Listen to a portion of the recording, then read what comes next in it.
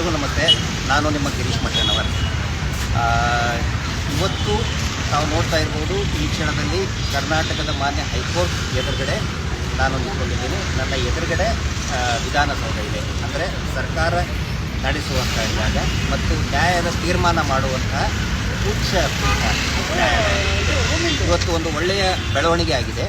ಏನು ಅಂತ ಹೇಳಿದರೆ, ಧರ್ಮಸ್ಥಳ ದೌರ್ಜನ್ಯದ ವಿರುದ್ಧ, ಅಲ್ಲಿ ನಡೆದಂತಹ ಹತ್ಯಾಕಾಂಡದ ವಿರುದ್ಧ ಒಂದು ಅತ್ಯದ್ಭುತವಾದಂತಹ ಆದೇಶವನ್ನು ಮಾನ್ಯ ಹೈಕೋರ್ಟ್ ನೀಡಿದೆ.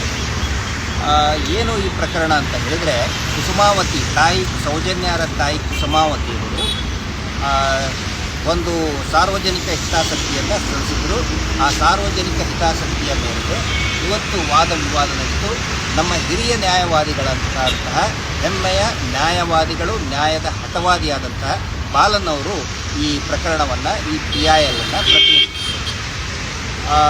ನ್ಯಾಯಾಲಯ ಬಹುಶಃ ತಾವು ಗಮನಿಸಿರ್ಬೋದು, ಹಿಂದೆ ಸರ್ಕಾರ ಅಬ್ಜೆಕ್ಷನ್ ಹಾಕಲ್ಲ ಅಂತ ಹೇಳಿದರು. ಆದರೆ ಇವತ್ತು ಅಬ್ಜೆಕ್ಷನ್ ಹಾಕಿದ್ದಾರೆ. ಅವರು ಅಬ್ಜೆಕ್ಷನ್ ಹಾಕಿರೋದು ಏನು ಅಂತ ಹೇಳಿದರೆ, ಇಲ್ಲ ಇದು ಆಲ್ರೆಡಿ ನಾವು ತನಿಖೆ ಎಲ್ಲ ಮಾಡಿಬಿಟ್ಟಿದ್ದೀವಿ ಅನ್ನೋ ಅರ್ಥದಲ್ಲಿ ಅವರು ವಾದಗಳನ್ನು ಮಂಡಿಸ್ತಾ ಹೋದರು. ಇದಕ್ಕೆ ನಮ್ಮದು ತಕರಾರಿದೆ, ಹೊಸದಾಗಿ FIR ಹಾಕೋದಕ್ಕೆ ಸಾಧ್ಯ ಇಲ್ಲ. ಅವ್ರು ಯಾಕೆ ಹಂಗೆ ಹೇಳಿದ್ರು ಎಲ್ಲರಿಗೂ ಕೂಡ ಗೊತ್ತಾಗುತ್ತೆ. ಇಲ್ಲಿ ಕೂತವ್ರು ಹೇಳಬೇಕು, ಎದುರುಗಡೆ ವಿಧಾನಸೌಧದಲ್ಲಿ ಕೂತ್ಕೊಂಡವರು ಹೇಳಬೇಕು. 74 ಪ್ರಕರಣಗಳು ಅಂತ ಹೇಳಿದರೆ 74 ಡೆಡ್ ಬಾಡಿ, ಅನಾಥ ಶವಗಳನ್ನು ಅವತ್ತಿಂದ ಅವತ್ತೇ ಹೂತು ಹಾಕಿದಂಥ ಪ್ರಕರಣ. ಅವಕ್ಕೆ ಪ್ರತ್ಯೇಕವಾದಂಥ FIR ಆಗಬೇಕು ಅನ್ನೋದು ನಿಲುವು ಇದ್ದರೆ ಆಗಬಾರ್ದು ಅಂತ ಸರ್ಕಾರ ಯಾಕೆ ಹೇಳ್ತಾ ಇದೆ? ಸರ್ಕಾರದ AG ಅವರು ಯಾಕೆ ಹೇಳಿದ್ದಾರೆ? SIT ಅವರು ಕೂಡ ಅಬ್ಜೆಕ್ಷನ್ ಹಾಕಿದ್ದಾರೆ. ಯಾಕೆ ಹಾಕಿದ್ದಾರೆ? ಅದು ಜನರ ತೀರ್ಮಾನಕ್ಕೆ ನಾನು ಬಿಡ್ತೀನಿ. ಇವತ್ತು ಆದರೆ ಒಳ್ಳೆಯ ಬೆಳವಣಿಗೆ ಆಗಿದ್ದು ಏನಂತ ಹೇಳಿದರೆ, ಅವರು ಆ ರೀತಿ ವಾದ ಮಂಡನೆ ಮಾಡಿದಾಗ ನಮ್ಮ ಪರವಾದಂತಹ ನ್ಯಾಯವಾದಿ ಬಾಲನ್ ಸರ್ ಹೇಳಿದ್ದು, ಅಲ್ಲಿ 74 ಏನು ಅನಾಥ ಶವಗಳಿದೆಯಲ್ಲ, ಎಲ್ಲೆಲ್ಲಿ ಇದ್ದವು ಅವು?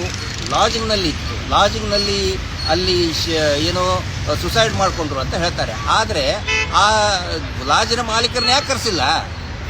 ಆ ನಂತರ ಆ ಮೃತ ಬಾಲಕಿಯ ಪೇರೆಂಟ್ಸಿಗೆ ಯಾಕೆ ತಿಳಿಸಿಲ್ಲ? ಸುಮಾರು ಜನ ಬಾಲಕಿಯರಿದ್ದಾರೆ, ಗಂಡಸರಿದ್ದಾರೆ. ಅವರ ಇದಕ್ಕೆ ಏನು ನೀವು ಕ್ರಮ ಕೈಗೊಂಡಿದ್ದೀರಿ?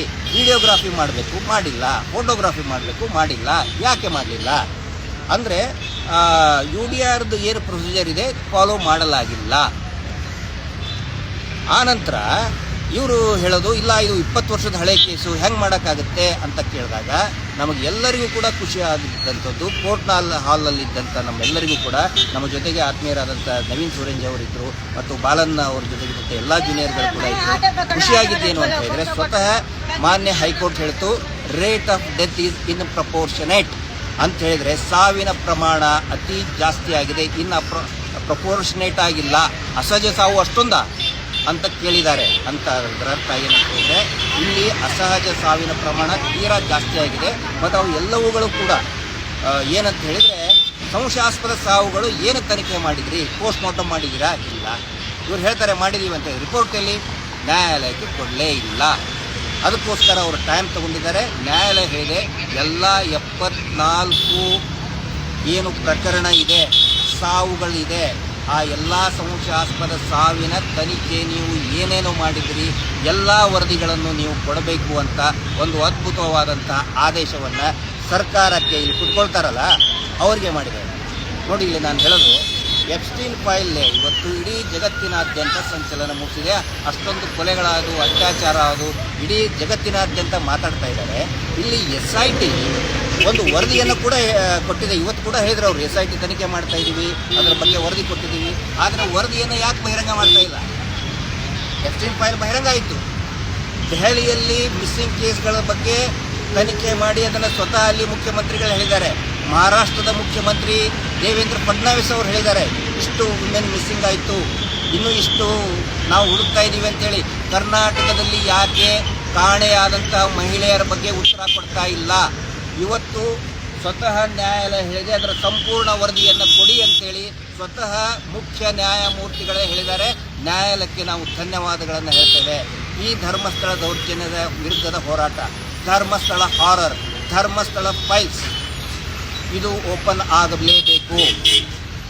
ಅಮಾಯಕರಿಗೆ ಶಿಕ್ಷೆ ಆಗಲೇಬೇಕು. ಆ ನಿಲುವಿನಿಂದ ಈ ಹೋರಾಟ ನಡೀತಾ ಇದೆ. ತಮ್ಮೆಲ್ಲರ ಒಂದು ಸಹಕಾರ ಇರಲಿ.